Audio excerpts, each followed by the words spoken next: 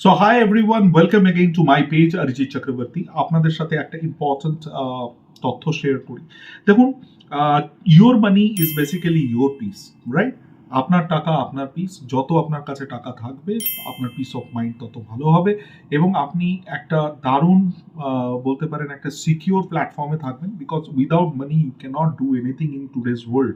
তা আমার সবসময় আপনাদেরকে এই পেজের মাধ্যমে এটাই বলার যে যারা আজকে কোনো আনবায়াস কাউন্সিলিং প্রসেসের মাধ্যমে দিয়ে যাচ্ছেন যে কোনো ফিনান্সিয়াল সার্টিফাইড প্ল্যানারের কাছে বা কোনো ভালো পার্সোনাল ফিনান্স স্পেশালিস্টের কাছে, তারা ব্যাপারটা অলরেডি বুঝতে পেরেছেন যে তারা এতদিন কি প্রবলেমের মধ্যে দিয়ে যাচ্ছিলেন, এখন আজকে তাদের জীবন কতটা ঠিক হতে চলেছে।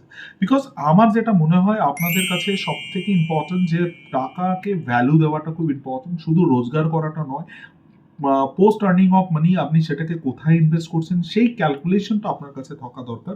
এবং ফিনান্সকে আমরা বরাবর ভয় পেয়ে এসেছি এই কারণে, কেননা আমরা বিভিন্ন টপিক নিয়ে আলোচনা করি, বাট যখনই দেখবেন আমরা ফিনান্স নিয়ে কথা বলি আমাদের মধ্যে মনে হয় যে এটা এমন একটা টপিক যেটা খুবই বলতে পারেন যে কমপ্লেক্স, এখানে প্রচুর এমন জার্গনস ইউজ করা হয় যে আমাদের মাথার উপর দিয়ে যায় এবং এর জন্য আমরা বারবার ফিনান্স বলতে আমরা বিভিন্ন ব্যাংকে যাই, পোস্ট অফিসে যাই, বিভিন্ন ইনস্টিটিউশনে যাই, বিভিন্ন এজেন্টদের কাছে যাই।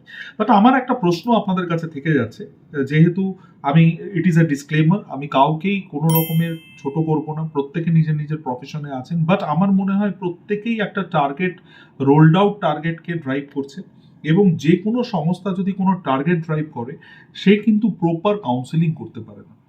আপনাকে কাউন্সেলিং প্রসেসটা বুঝতে হবে। যেমন আপনি যে কোনো ক্ষেত্রে আপনি কোনো প্রফেশনালের কাছে তখনই যান যখন আপনি সেই বিশ্বাসযোগ্যতাটাকে তৈরি করেন, যে ওই ট্রাস্টটা তৈরি হয় যে না, আমি এমন একজন মানুষের কাছে যাব সে আমাকে হয়তো ওই প্রবলেম থেকে পার করে নিতে পারে, যে ওই ফিল্ডে এক্সপিরিয়েন্স, যার এই অভিজ্ঞতাগুলো রয়েছে, অথবা তার কাছে সেই অ্যাডিকুয়েট শিক্ষা রয়েছে বা তার কাছে সেই ফিনান্সিয়াল স্কিলস গুলো রয়েছে। ফিনান্সও সেরকম, যেরকম একজন ডক্টর আপনাকে প্রপার ডায়াগনোস করে আপনার সমস্ত রোগকে সারিয়ে দিতে পারে, একজন লয়ার আপনাকে হেল্প করতে পারে আপনার যে কোনো লিগ্যাল প্রবলেমস থেকে আপনাকে বের করে আনতে। একটা ছোট বাচ্চাকে যেমন আমরা ছোটর থেকে যখন সে বিভিন্ন পর্যায়ে, বিভিন্ন লাইফের গ্রোন এজে, বিভিন্ন স্টেজে বড় হতে চায়, আমরা একটা তাকে প্রপার মেন্টর দিই, তাকে প্রপার একটা টিচার দিই এবং তাকে একটা ইনস্টিটিউশন বা একটা স্কুলে পাঠাই, এই কারণে যাতে তারা জ্ঞান অর্জন করতে পারে। এই জ্ঞানের পরিধিটা বাড়ানোটা কিন্তু আমাদের নিজের উপর ডিপেন্ড করছে। এবং ফিনান্সিয়ালি ফ্রি হওয়া বা ফিনান্সিয়ালি ওয়েলদি হওয়ার কনসেপ্টটাই কিন্তু এটা একটা মাইন্ড গেম। আপনি যদি নিজে চান আপনাকে ডিসিশন নিতে হবে, কেউ আপনাকে জোর করে দেবে না। এবং আপনার সমস্ত বিচার্য জিনিসগুলো যেগুলো আজকালকার দিনে রয়েছে, আমরা সোশ্যাল মিডিয়াতে বিভিন্ন জিনিস ঘাঁটি, আমরা বিভিন্ন ধরনের অপ্রয়োজনীয় জিনিস, রিলস আমরা হয়তো দেখি, বাট সেই সময় থেকে নিজেকে বের করে আমরা আমাদের পার্সোনাল ভ্যালু এডুকেশনে কিন্তু সময় নিবেশ করি না। তাই আমার মনে হয় অ্যাজ এ সিএপি পার্সন যে আমাদের ভারতবর্ষের যেহেতু সব থেকে ক্রনিক একটা প্রবলেম যে আমরা এখানে একটা আনকন্ট্রোলড ইকোনমি রয়েছে।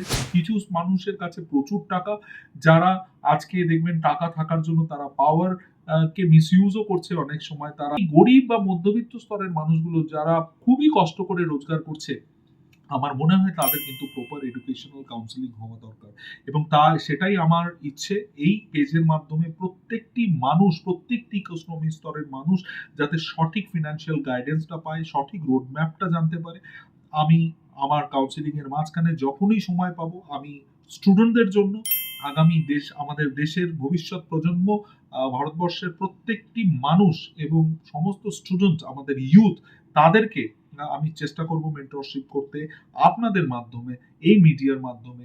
বিকজ আপনারা প্রত্যেকে ভালো থাকুন এবং ফিনান্সকে বুঝে সঠিক ফিনান্সিয়াল ডিসিশনস গুলো নিন এবং প্রত্যেকটি ফিনান্সিয়াল অ্যাসেট ক্লাসকে অ্যাকচুয়াল ভ্যালুয়েশন করে তবে ইনভেস্ট করুন। শুধু কারোর কথায় বা কোনো কর্পোরেট জম্বিজের টার্গেটের একটা পয়েন্ট অফ পার্সন হয়ে অ্যাক্ট করবেন না। এটাই আমার আপনাকে বলার। ভালো থাকবেন, সঙ্গে থাকবেন এবং অবশ্যই ভালো লাগলে ভিডিওটি লাইক, শেয়ার এবং একটা কমেন্ট করুন। Thank you so much. Take care.